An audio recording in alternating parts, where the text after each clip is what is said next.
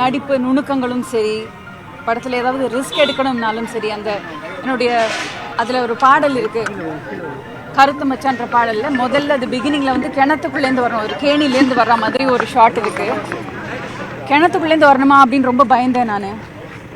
அதெல்லாம் ஒன்றும் இல்லை, நீ முதல்ல நீ இறங்காத முதல்ல நான் பண்ணி காமிக்கிறேன்னு சொல்லி என்னை தடுத்து தானே அந்த கேணில் உன்னோட நான் வெயிட் ஜாஸ்தி, எல்லாம் முதல்ல ரிஸ்க்கு நான் எடுத்துகிட்டு தான் ஆர்டிஸ்ட்டை எப்போவுமே எடுக்க விடுவேன் அப்படின்னு சொல்லிட்டு அவர் இறங்கி முதல்ல 2 முறை பரிசோதனை செய்து விட்டு அப்புறமா தான் ஆர்டிஸ்ட்டை பண்ண வச்சார். அந்த மாதிரி எதுவாக இருந்தாலும் துணிந்து செய்வார். நடிப்பு மேலே, அது தன்னுடைய தொழில் மேலே, அவர் டைரக்ஷன் மேலே அப்படி ஒரு பேஷனாக எடுத்து பண்ணுவார். அவ்வளோ பேஷனேட்டாக ஒர்க் பண்ணுவார். அவருடைய ஹீரோயின்கள் எல்லாருமே பிரபலமாக இருக்காங்க. எல்லாருக்கும் அருமையான கேரக்டராக இருக்கும். ஒரு சின்ன வேஷம் அந்த படத்தில் அவரோட படத்தில் இருக்காங்கன்னாலும் அவங்களுக்கு ஒரு பெரிய முக்கியத்துவம் வாய்ந்த கேரக்டராக தான் இருக்கும். ஸ்டூடியோவிலேருந்து அவுட்டோர்ஸ் எடுத்துகிட்டு வந்தது அவர் தான் அப்படின்னு எல்லாரும் சொல்லும்பொழுது ரொம்ப பெருமையாக இருந்துச்சு. இந்த மாதிரி ஒரு பெரிய ஒரு டைரக்டர் கையால் இன்ட்ரடியூஸ் ஆனேன்னு நினைக்கும் போது ரொம்ப பெருமையாக இருந்தது.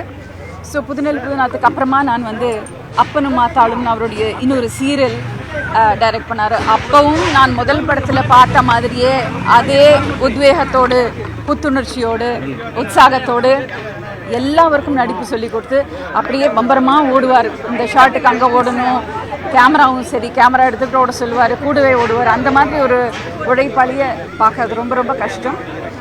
அவருடைய நீண்ட பயணம் வெற்றிகரமாக இருந்தது.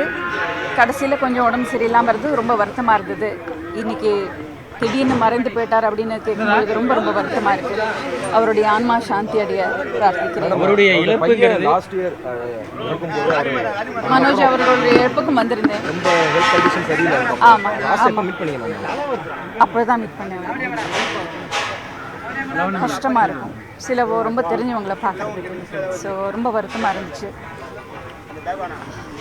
அண்ட் எஸ், புதுநெல் புதுநாத்துக்கு அதுக்கப்புறமா என்னுடைய ஆடியோ லான்ச், என்னுடைய ஆடியோ லான்ச்சுக்கு ரொம்ப சந்தோஷமாக வந்தார்.